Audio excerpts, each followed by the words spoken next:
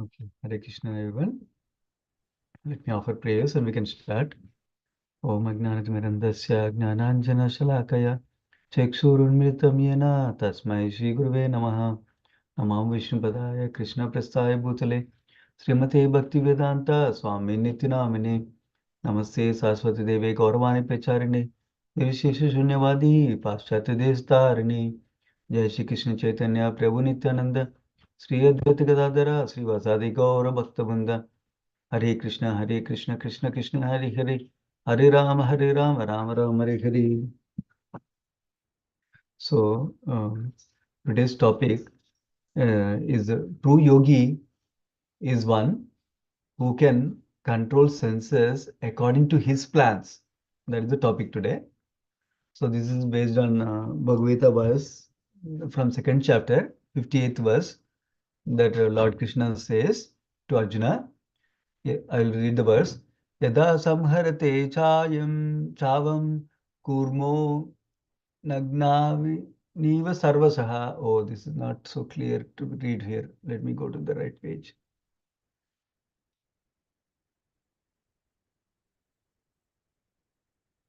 Oh, second chapter, 58th verse. Okay, this is clear here. Yada samharate chayam kurmo anganiva sarvasaha indriyardepyas tasya prajna pratishtita. Translation. One who is able to withdraw his senses from sense objects, as the tortoise draws its limbs within the shell, is firmly fixed in perfect consciousness. So here, Krishna, like a nice teacher, is giving an analogy of a tortoise to explain a principle. That is telling how tortoise, when there is a danger that comes, it draws its limbs inside the hard shell that it has outside. Similarly, he is recommending that one who is firmly fixed in perfect consciousness, such a person, such a yogi, he will withdraw his senses from sense objects. Wherever it's not supposed to be used, he will not use it, like that is telling. So we'll discuss this little bit. In the scriptures, there are two terms. One is called Go Dasa and another is Go Swami. Go in Sanskrit, one of the meaning of go is senses. Of course, we know other meaning of go is like cow, for example. And then also another meaning of go is also land. But in this context, Godas and Goswami are talking about in the context of senses. Godas means one who is controlled by his senses. Das is das of the go. That means is controlled by his senses, is servant of his senses. Goswami means one who is master of his senses. What does master means? That means he can control his senses like that. So we can all understand ourselves whether we are being controlled, we are Godasa or Goswami like that. So many people in the world are doing things according to the dictation of the senses. For example, somebody's senses will say, "Oh, I want to go to the liquor shop. I want to drink." So then they go to the liquor shop to drink. But then later on, they suffer the consequences of doing that activity. Similarly, Bhagavad Gita explains nature of the senses and how they tend to act very loosely. What are some of the senses we have? Sense objects that we have? Shabda, that means sound, sparsha, touch, and then rasa, taste, rupa, form, gandha, smell, like that. So they're always wandering in this world, and the senses are pulling us in different directions. If you remember, there is a picture in Bhagavad Gita also that talks about horses as senses of a body. Body is like chariot, horses are the senses like that. The horses are trying to go different directions if it is not controlled. Similarly, our senses are pulling in different directions. Commonly, there are beautiful examples given in the scriptures for these senses with respect to some of the animals. For example, fish. Fish is so greedy for having a new taste that even though there's a lot of food in the ocean for itself to live nicely, but when fisherman puts the hook with some bait, it because of the taste of that, it goes to catch it and gets hooked onto it, and it dies eventually. Similarly, Moth is a insect. That is an example of how eyesight is dangerous for moth. So it sees a beautiful fire or light and it cannot control itself. It gets drawn to the fire or the light bulb, for example, and then it dies finally. Even though it knows, it sees other moths are going there, they're dying, they're falling down, but still it cannot control because the sense of eyesight to enjoy the light of the fire is so much for moth like that. Similarly, one college boy was attracted to a girl, it seems. And then some of his friends encouraged him, go give love letter to her, go give love letter to her. So he went and gives a love letter to her. Obviously, that girl doesn't like him, so she slaps him before everybody. And then that boy, for a whole one semester, he did not come to college back again, it seems, because he got felt so ashamed. All this because eyes got attracted to somebody like that. Similarly, a deer as a deer has a sensitiveness towards the hearing. It loves to hear music. That's why the deer hunter, what they do, they play beautiful music like flute sound like that. And then deer comes and carefully tries to listen. That time they come and catch. Similarly, in the world today, many people, not everybody, many people listen to like this rock music, like that high decibels, 110 decibel music they listen. That arises mode of passion in them. It actually disturbs the biological rhythm. They may be thinking they're enjoying, but it's actually disturbing the body. But on the contrary, instead of such loud music, 110 decibel music, if somebody listens to calming devotional music, then that is calming and peaceful to mind, and then also it has a soothing effect, and it makes our behavior also positive. Because when you agitate with mode of passion, you do passionate behavior. But when you're listening to devotional music that's transcendental and good mode of goodness music, then your behavior also is accordingly positive. Similarly, our eyes, we can engage in seeing the beautiful form of the deities in the temple. Then beautiful emotions arise in our heart like that. Similarly, our tongue, unlike a fish which is trying to be greedy to eat different food, we can eat the proper food. It is described when we eat food, there are three components of food is described. One part of the food, after we eat food, one part of the food turns into stool and urine. Another part of the food turns to blood that flows all over the body. And another part goes straight to the brain. So see, that's why if our food we are eating is pure, that is offered to Lord, it's a prasadam, then it makes our brain tissues very positive and makes such a person positive, cheerful, and divine qualities come out of him.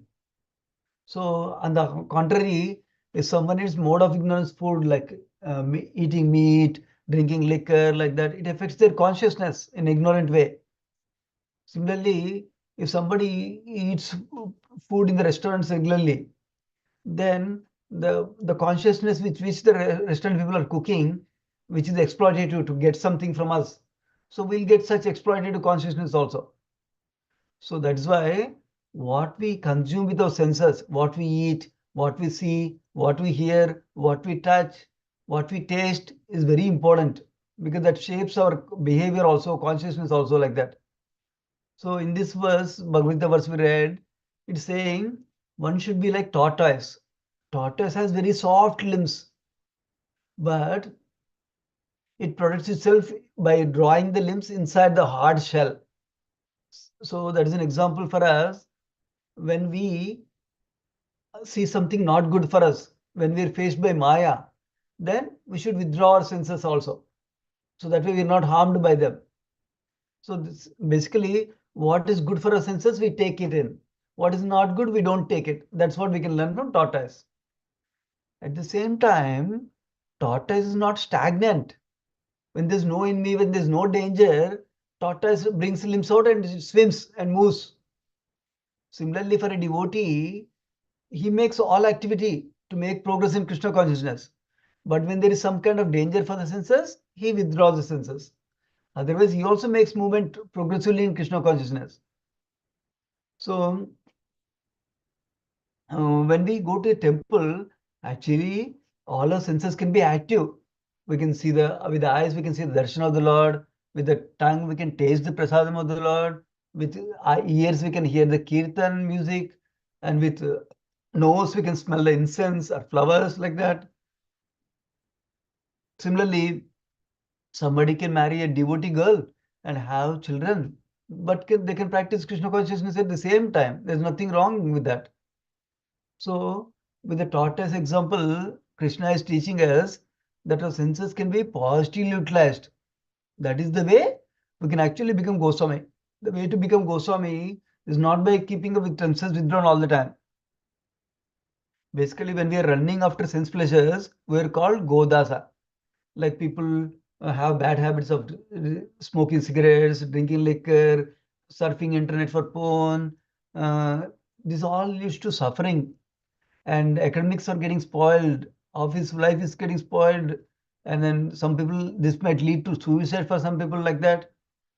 For the human platform, actually the three kinds of platforms: animals, humans, and above humans are divine personalities. So from human platform, we should not degrade to animal platform, but we should upgrade ourselves to divine platform like that. But how do we do that? To upgrade ourselves to divine platform, we can do that by controlling our senses, which are like serpents that are not easy to control. So the but senses, we want to control senses to get to the divine platform, but they're not easy to control. So example, we can take senses are sometimes compared to as serpents. So India, we see a snake charmer, he plays a woo, like that nice music. Then he charms the snake and puts the snakes under his control like that. Similarly, uh, how snake charmer is using sound to control the snakes, we as human beings, to control our senses, we need to chant the Hare Krishna Maha Mantra. Hare Krishna, Krishna Krishna, Hare Hare, Hare Rama, Rama Rama, Hare Hare. God has given us this body that we have to use it to chant and become happy. Like many of you are doing now, regularly chanting. That's a nice quality. Please keep going. So just to summarize, like the example of a tortoise, when there's danger, it brings the limbs inside. When nobody is there, no danger is there, it keeps the limbs outside and makes further movement wherever it wants to go. Similarly, we in Krishna consciousness utilize our senses in a Krishna conscious way. When there is no Maya, where there's nothing bad for the senses like that, that will degrade our consciousness. So when something Maya comes, then we withdraw our senses. Otherwise, we utilize our senses in a Krishna conscious way. That way, we can actually control our senses and become Goswami and elevate ourselves to divine platform. This control of senses becomes easy when we chant the Hare Krishna Maha Mantra regularly. So that's all I had today for this topic of how we can. True yogi is one who can control senses according to our plans like that, not giving into senses like that. Yeah. Are you still on the way, Amin, or you already reached home?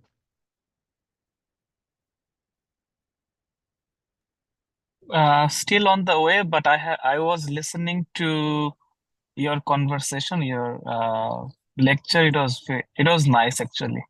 And one thing I really, something I learned that about the fish example, Mm. that even though lots of foods are there, but they still get greedy and Yeah. get that food. So this is very nicely you basically put in, like that Yeah. example was Yeah. caught my attention actually, and I think Ah. I will remember it actually. Yeah, Oh, very nice. Very nice. Yeah. yeah. That is good. Also Actually. regarding the Goswami, I didn't know that. Uh I thought like one is like go is like water. I That's what I heard, like Gomoti in Bengali, Ah. thing. Ah. But Go is also it's a sense. I didn't know that, so that's something very new to me. Ah. Very nice. Yeah, Good. Yeah. nice. Thank you for sharing that. Yeah.